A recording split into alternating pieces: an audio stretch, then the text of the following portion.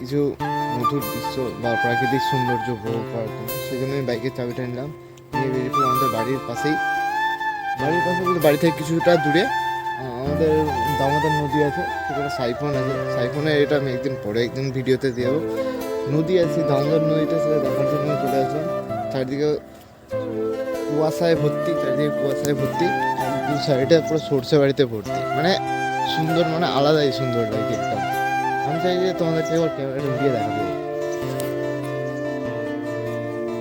আর ওই হচ্ছে আমাদের বাইক দাঁড়িয়ে আছে, বাইক করে আমি আসলাম। আমি ঘড়ি কাটা ঠিক তো কটা বাজে, 6টা বাজে হয়তো, ঠিক 6টা বাজে। আমি গাড়িটা রাখলাম, ঠিক দেখো গাইস, ভিউটা দেখো, খালি ভিউটা,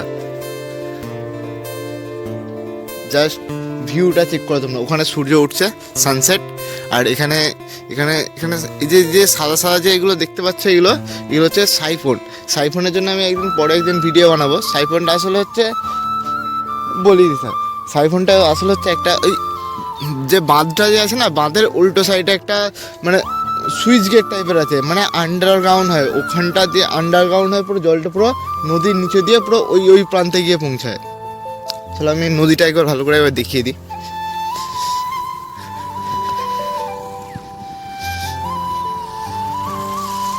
এই হচ্ছে আমাদের দামোদর নদী।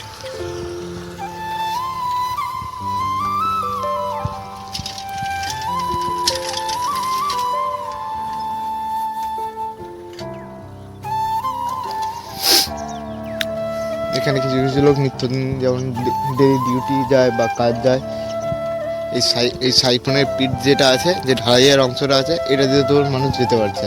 এখানে এটা কোনো পোল না, জাস্ট একটা সাইফোন যে আছে না, সাইফোন যেটা বললাম আন্ডারগ্রাউন্ড হয়েছে, আন্ডারগ্রাউন্ডের নিচে দিয়ে যেটা যাচ্ছে, এটা হচ্ছে সেটা দিয়ে মানুষ যাতায়াত করতে পারছে। নদীর জল শুকনো হলে, কারণ এই সময় এই জানুয়ারি ফেব্রুয়ারি মাসে নদীতে খুব জল কম থাকে এদিকটা, সেই জন্য মানুষ যাতায়াত করতে যায়।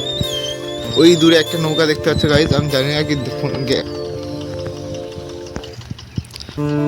ওই দূরে একটা নৌকা দেখতে পাচ্ছি, আমি জানি না ক্যামেরা কতটা স্পষ্ট আসবে কিনা, আমি দেখানোর চেষ্টা করছি।